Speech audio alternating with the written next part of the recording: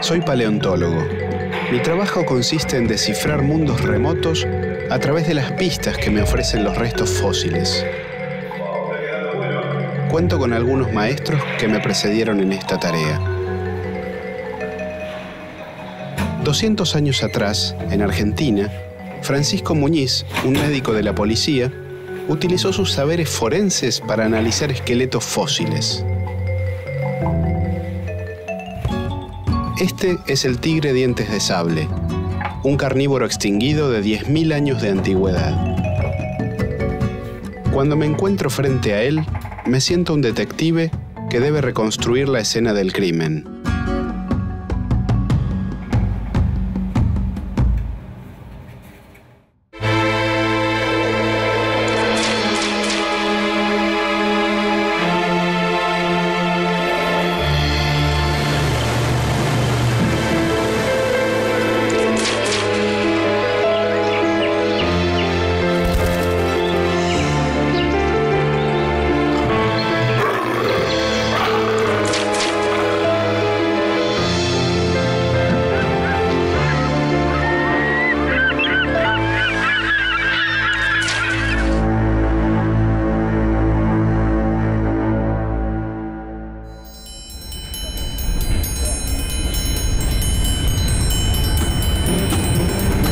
Es imposible trazar la historia médica de un país sin haber estudiado su historia física.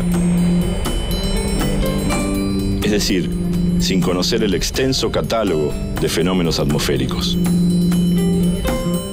La dirección de los vientos, la naturaleza y caudal de sus ríos y de aguas contenidas, la configuración del terreno y su composición interior, sus producciones y población. Justo es hacer una breve reseña topográfica que permita apercibir el medio en el que viven sus habitantes, para de ahí deducir el conocimiento de las dolencias a las que está expuesto, su diagnóstico y terapéutica.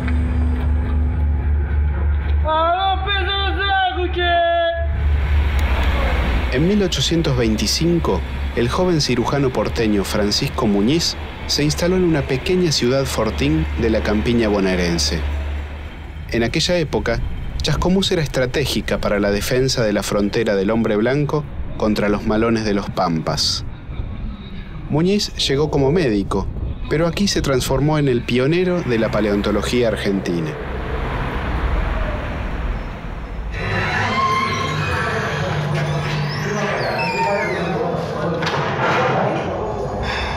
Hola, Irina. ¿Qué haces? ¿Cómo te va? ¿Cómo te va? Bien, bien. Uy, qué frío. Sí. Estoy tratando de terminar un artículo. Pero... ¿Sobre? No, es sobre Muñiz, sí, es sobre Muñiz, pero no quiero escribir sobre Muñiz. Ajá. Quiero escribir sobre cómo observa Muñiz. Irina Podgorny es antropóloga. Trabaja sobre las investigaciones científicas que escribió Muñiz en la primera mitad del siglo XIX. Muñiz, como se ve, Se avecinaban tiempos extraordinarios para las ciencias naturales, donde nuevas teorías flexibilizaban el vocabulario hasta tornarlo elástico y permeable. Lo que trata de mostrar es que en realidad él juntaba fósiles como hacía sus peritajes policiales. O sea que el modo de trabajo de Muñiz era, digamos, un poco como una rama escapada de la medicina. No, yo lo que creo es que no es que escapa de la medicina, él es médico. Ajá. Y hay que tener en cuenta, por otro lado, que todos estos tipos que se dedican a la anatomía comparada, porque la paleontología es una invención como palabra de 1822, viste, estos tipos son en realidad anatomistas o anatómicos, como dicen los españoles de la época. Quiere decir que son esos médicos que tienen que presentarse en el lugar del crimen y presentar un protocolo de descripción sobre cómo encontró el cadáver. Entonces, vos incluso en la Vega de Sarmiento tenés un peritaje médico-legal que te dice: fui a visitar al asesinado, había mancha de sangre por acá, sangre por allá, estaba el chaleco sucio por aquel costado. Y te encontrás con descripciones de fósiles donde él intenta decir: se nota que el animal intentó moverse, como él hace también con el asesinado. Intentó correrse para aquí, se quiso escapar, y entonces quedó todo desparramado. El colapso del Imperio Español abrió el territorio del Plata al comercio exterior. Entre las mercancías de valor para el mercado se hallaban los fósiles de animales extinguidos. En la provincia se despertó una fiebre de hallazgos paleontológicos. Muñiz participó de esos descubrimientos en forma activa. Estos cónsules y estos europeos instalados acá, tipo Pedro de Angelis, de alguna manera descubren y activan que esto, que era parte del paisaje natural y que los paisanos usaban como piedra para sentarse o como piedra para hacer el fogón para el mate, se transforma en una mercancía y en un objeto científico, que van de la mano. Es decir, vale como objeto científico y empieza a ser costoso como objeto del comercio de cosas de la historia natural. Muñiz entra en contacto con Darwin cuando Darwin hace su viaje y todos de alguna manera compiten en Londres para ser el proveedor autorizado de fósiles de las pampas, que son caros y dan prestigio. Sí. Hay dos zonas que aparecen en la época y en este mapa que publica Clift en el 35 se ve claramente que son la cuenca del Luján y la cuenca del Salado con las lagunas, acá chiquititos, y necesito los anteojos, ahí se ve dice Chascomús. Sí. ¿Y se puede ir a ver y dale, algunos de estos lugares? Vamos a ver qué se puede ver. No sé si te voy a encontrar un megaterio. Muñiz nació en 1795 en el seno de una familia de la élite criolla. Como muchos hombres de su clase, se consolidó socialmente a través de la carrera de las armas. Intervino en la defensa de la ciudad de Buenos Aires frente a las invasiones inglesas. Allí fue herido de bala cuando tenía tan solo 11 años. ¿Viste cómo estaba? En cualquier lado la laguna, se fue para cualquier lado. Sí, justo está terminando una seca. Y bueno, Muñiz encontraba los fósiles, y todos encontraban los fósiles en épocas como esta, ¿no? ¿Con sequías grandes? Con sequías grandes, digamos, un típico ciclo de seca. Digamos, es como que la tierra empieza a hacer brotar fósiles. El río va lavando el sedimento, el río, la laguna, los arroyos, y cuando se secan, aparecen cosas que en la seca anterior no habían aparecido. Y esto será lo que le tocó vivir a Muñiz cuando vino para acá, ¿no? Sí, claro, digamos, a él y a... Mira, más o menos a fines de la década de 1820, que es justo cuando Muñiz viene para acá, y principios del 30, hay una seca de varios años en toda la zona del Salado. Así que... Más o menos como ahora. En el ciclo debe haber sido más o menos como esta seca, porque todos los ciclos de seca se parecen. En la década de 1840, el gobierno de Juan Manuel de Rosas le encargó un relevamiento topográfico del centro de la provincia de Buenos Aires. El informe redactado contenía información sobre la composición del suelo, las sequías, la calidad de las aguas, la atmósfera y una estadística de las enfermedades que afectaban a la población. Bueno, viste, y hablando de los métodos forenses de Muñiz, es decir, probablemente, bueno, esto no es un fósil, ¿no? Pero, ni un asesinato. Bueno, Muñiz se lo hubiese preguntado como perito legal, porque no un asesinato, pero decir, ¿cómo murió esta vaca? Y la mataron, se la comieron, porque daba ese tipo de preguntas acerca de cómo habrá muerto, qué movimientos hizo antes de morir. De acá no sé si puede salir porque está demasiado desperdigado, pero ante el cuerpo del delito, en el campo, es este conocimiento de Muñiz que no estudia las cosas en el gabinete, en el museo, que se las trae otro, sino que tiene el conocimiento por haber vivido en la zona, por haber estado, que en ese momento en la mayoría de los personajes que hacían ese tipo de cosas estaba separado. Probablemente le hubiera costado más a Muñiz. Fíjate que allá está el cráneo y acá está la primera vértebra del cuello. Sí, no, además, viste, totalmente desperdigado como está. Para un paleontólogo esta situación es bastante difícil, pero mira, hablando de las secas, esto indudablemente pasó en una estación que estaba seco, pero si se hubiese cubierto inmediatamente y hubiesen caído, bueno, se hubiese cubierto de sedimentos, a lo mejor esta situación no se encontraba tan desperdigada y el cráneo aparecía acá.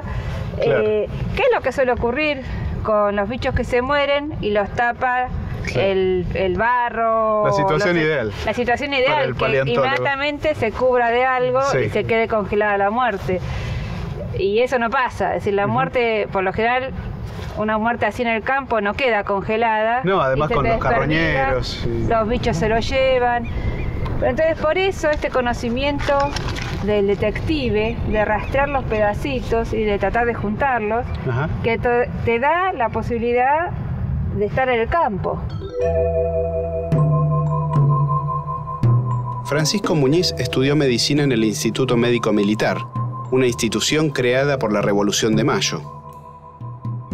Desde la lejanía y el aislamiento de un pueblo, el cirujano logró continuar en contacto con los avances sanitaristas de la medicina de trincheras, que tenía lugar en el marco de las guerras que se desarrollaban en Europa y en Estados Unidos. En sus visitas médicas domiciliarias, gustaba de anotar el temperamento y estado de ánimo de sus pacientes. Allí estaba el secreto del diagnóstico de las enfermedades.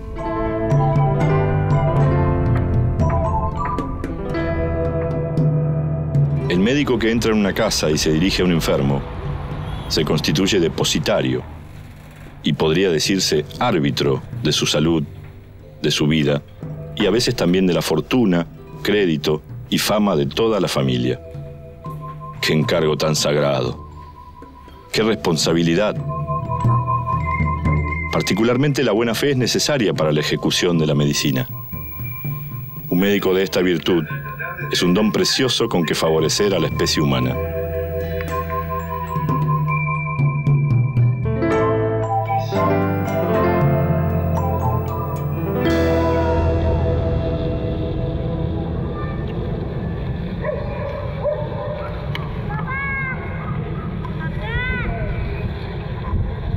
En 1828, el científico se instaló en la ciudad de Luján, junto a su mujer y sus hijos. Fue nombrado médico de la policía por el gobernador de Buenos Aires, Manuel Dorrego. Aquí vivió durante 20 años. Hola, ¿qué tal? ¿Cómo estás? Claudia Feijó es doctora en Ciencias Naturales y su trabajo de campo se desarrolla en Luján, en las mismas riberas en donde Muñiz realizó sus más espectaculares hallazgos paleontológicos.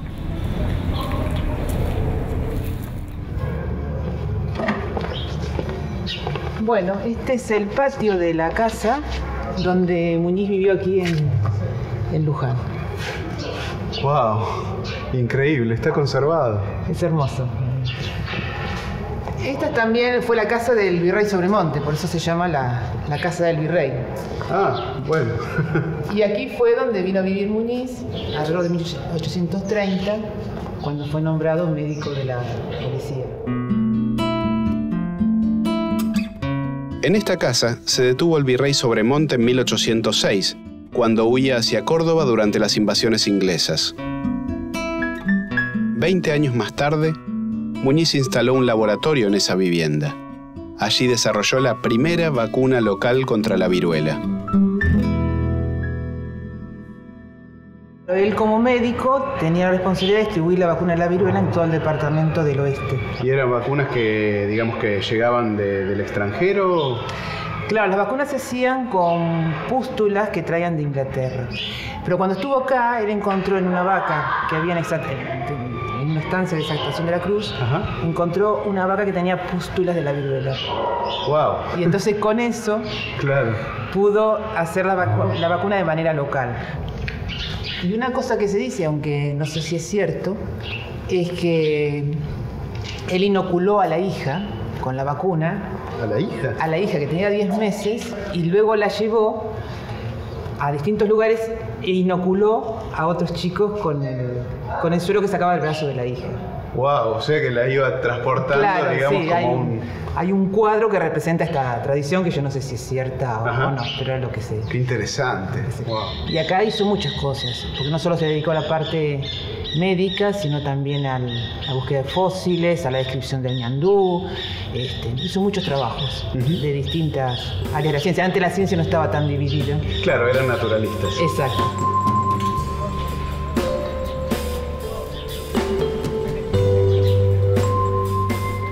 La belleza de una o más generaciones nada tendría que temer de la devastación variólica, desde que existe en este territorio la costra vacuna indígena. La vacuna original existe en las vacas de este país.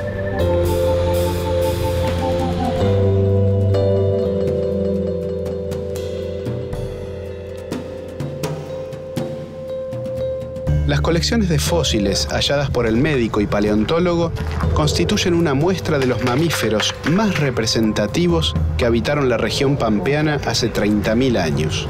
Claudio, Sebastián. Bravo. Esta fauna sin precedentes ha atraído desde entonces la atención de muchos estudiosos del país y del exterior. Claudio Tuis es maestro de la zona. Se define a sí mismo como un caminante del río. La curiosidad por el pasado lo llevó a recolectar algunos fósiles para mostrar e interesar a sus alumnos en el legado remoto del territorio. Qué lugarcito, ¿eh? Muy, muy hermoso. Es una belleza. ¿Y cómo fue que vos empezaste con esto de transmitir a los chicos toda tu pasión por la paleontología? Y tengo una ventaja, estar al lado del río. Y el río te ofrece en sus barrancas muchos misterios. Y esa fue una de mis cuestiones de preguntarme ante el hallazgo de un gliptodonte allá en la década del 80, preocuparme por quién era ese personaje y por qué estaba ahí. En estas barrancas, Muñiz descubrió vestigios de mastodontes, megaterios, gliptodontes y caballos fósiles. Muchos de estos especímenes fueron descritos por primera vez. Las márgenes estarían totalmente cambiadas ahora con respecto a lo que eran cuando estuvo Muñiz. O sea, toda esta vegetación arbórea no existía y imagínate que las márgenes estaban bien montadas, digamos, y con vegetación de pastizal, ¿no? Ha cambiado totalmente. Era todo pastizal. Claro, ha cambiado totalmente lo que él vería en esa época con respecto a lo que vemos ahora. Podemos ver claramente cómo las raíces de los árboles están desmoronando y eliminando los estratos que teníamos en los dibujos y que vemos no sé por cuánto tiempo más. No solo las raíces, cada vez que el río avanza o crece, se lleva parte de la barranca. Bueno, pero así es como aparecen cosas nuevas, ¿no? Exactamente. Es el dinamismo de la naturaleza. El naturalista solo practicaba la paleontología en los tiempos libres que le dejaba su trabajo de médico. Sobre estas costas, en 1844, hizo su descubrimiento paleontológico más importante, el tigre de dientes de sable, hoy conocido como Smilodon.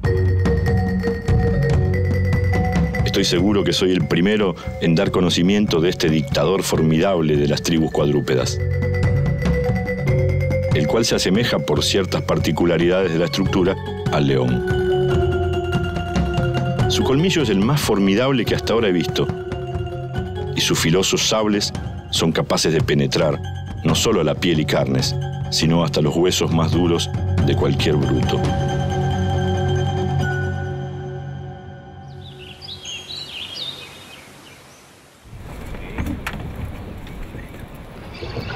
Muñiz recorrió estos lugares y podía ver los fósiles, los tenía ante sus ojos. Hoy día los tenemos, pero sumergidos. En alguna experiencia que tuvimos de rescate paleontológico, tiene que ver con que al limpiar la usina eléctrica, sacan todo el río y entonces todo el agua del río y solo queda la vaguada, que sería el cauce normal de la época de Muñiz. Entonces allí uno trabaja con las barrancas blandas y el agua limpiado. Entonces encontrar fósiles es algo realmente facilísimo. Sí, y en un lugar como este, como Luján, es casi imposible. Acá está el espíritu, acá están los espíritus. Casi imposible estar fuera de esto, ¿no? No sé si en otros ríos se puede dar esta particularidad de tener desde 1780 hasta la actualidad ese gusto por lo desconocido que después se conoce. Pero bueno, el atractivo de las barrancas del río Luján en este caso. La capital de la megafauna. La capital. Claro, y vos, aunque tu historia es como historiador, justamente sos una referencia, digamos, informalmente por ahí, porque no sos paleontólogo de profesión, pero sí de alma, ¿no? Exactamente. Yo siempre digo, en próxima vida voy a ser paleontólogo. Yo quiero la revancha.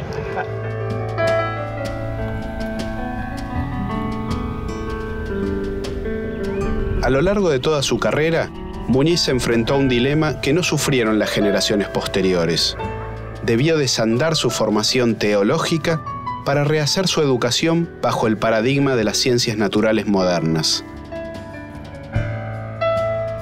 Debemos hacer notar que si relacionásemos los fósiles que hemos encontrado con los animales de la creación actual, resultaría que ellos se distinguen de las especies vivientes, tanto por el enorme grandor de algunos y por la extrañeza de sus formas. Todos ellos convivieron con los modestos animales que hoy conocemos, pero ninguno logró sobrevivir hasta el presente.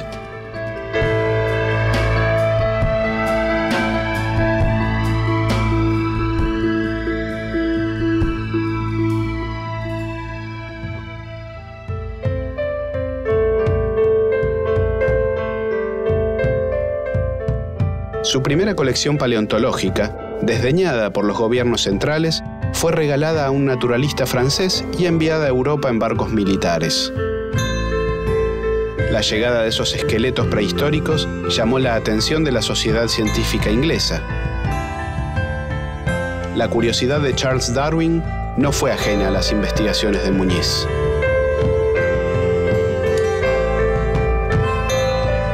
Hola Sebastián. Hola Mariano. ¿Cómo andas? ¿Bien? ¿Cómo estás? ¿Todo bien? Muy bien, por suerte. Bien, bien. Sí, bueno. ¿Estás viendo la sala? Sí, viendo, bueno, un poco como te dije, viendo un poco lo que tuvo importancia en la historia de Muñiz y todo eso. Y ahora, bueno, me había detenido con... Visitando la sala antigua. Ah, sí, es increíble. Sí, esta se prefirió dejarla como se había inaugurado en su momento en el Museo de la Plata y se dejó, aunque digamos no es moderna, pero como estaba, digamos, dentro de lo que podrían haber sido los cánones de la época de Muñiz. O sea, se imitó el Museo de París, que es bastante más antiguo, y se dejó así. O sea que bueno, si bien cuando se hizo ya no estaba Muñiz, pero seguramente Muñiz hubiera reconocido algún gabinete de historia natural parecido, ¿no? Claro, por estas cosas. El científico inglés recorrió Luján años después, en busca de fósiles, en los años en los que Muñiz ejercía como médico. Nunca se cruzaron, pero compartieron intereses. El inglés admiraba los trabajos del argentino, sobre todo aquellos relacionados con la adaptación de los animales domésticos a su medio ambiente. Darwin todavía, él hace una mención a la vaca ñata en su viaje, en la segunda edición de su viaje, en 1845. Él dice que le llama la atención una vaca que vio en la banda oriental que tenía el hocico muy retraído y mostraba los dientes, lo que le daba una especie de aire orgulloso o de desafío. Y después a él le llama la atención eso, entonces pide más datos de la vaca ñata. Entonces, vuelvo a repetir, consigue un cráneo, que se lo mandan, y a través de Mr. Loom, un comerciante inglés, hace el cuestionario a Muñiz. Claro. A él, digamos, le llama la atención la configuración de este animal, y lo que le parece muy interesante son los datos que le dan, de que la configuración de este cráneo hacía que la vaca, cuando había problemas de sequía, por ejemplo, no podía arrancar las raíces o la hierba más seca, ni tampoco alimentarse de las ramitas de los arbustos. Con lo cual estaba en franca, digamos, inferioridad y competencia con las otras vacas. Entonces, obviamente moría en mayores cantidades. Y si no era alimentada por los dueños, prácticamente estaba condenada a morir de inanición. ¿Y hoy día está extinta? Actualmente quedan algunos rebaños en el norte argentino, en Salta. Pero para él era interesante porque decía que esto le hacía pensar también cómo la modificación en las condiciones del ambiente y un carácter en un animal podían conducir a la extinción. Entonces le hacía pensar un poco cómo podrían haber cambiado el ambiente y cómo determinadas estructuras en mamíferos extinguidos de América del Sur podrían haber tenido relación ante un cambio ambiental, ayudar o no a su desaparición. Darwin consideraba de extrema importancia el poder determinar si la vaca ñata era una nueva raza o una especie de monstruosidad que se podía propagar.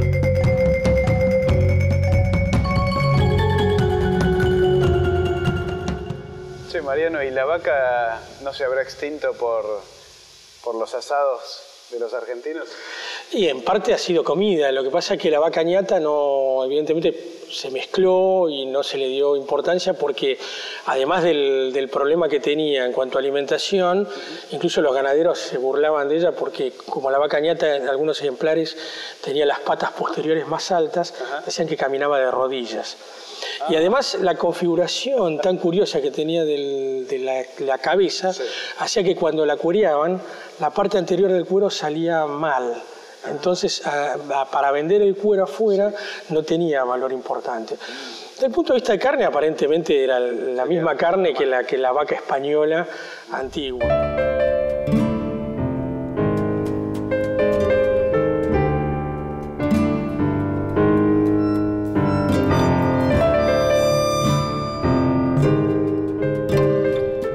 Francisco Muñiz murió a los 71 años en la ciudad de Buenos Aires. Ya retirado, continuó ejerciendo su profesión de médico cuando la epidemia de fiebre amarilla azotó la ciudad y se convirtió en una víctima más. Hoy, el Hospital de Enfermedades Infectocontagiosas lleva su nombre. Muñiz descubrió un mundo antiguo en un país nuevo.